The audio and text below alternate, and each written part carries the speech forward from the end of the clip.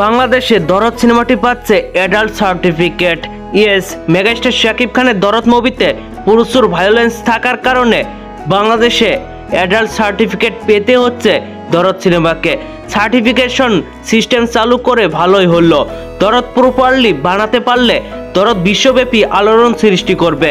দরদের teaser দেখে যতটা আন্দাজ করলাম, দরদের স্টোরি তুফান থেকে অনেক বেটার হবে।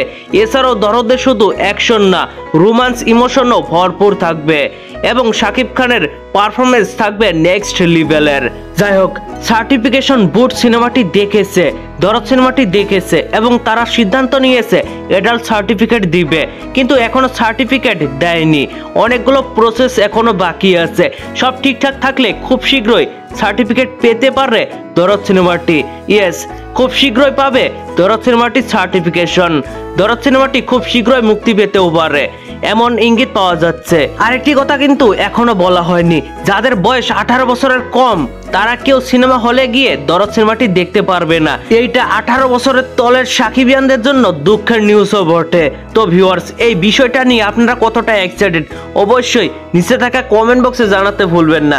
আর ভিডিওটি ভালো লাগলে একটি লাইক দিয়ে বন্ধুদের মাঝে বেশি বেশি করে শেয়ার করুন। ধন্যবাদ পুরো ভিডিওটির সঙ্গে থাকার জন্য।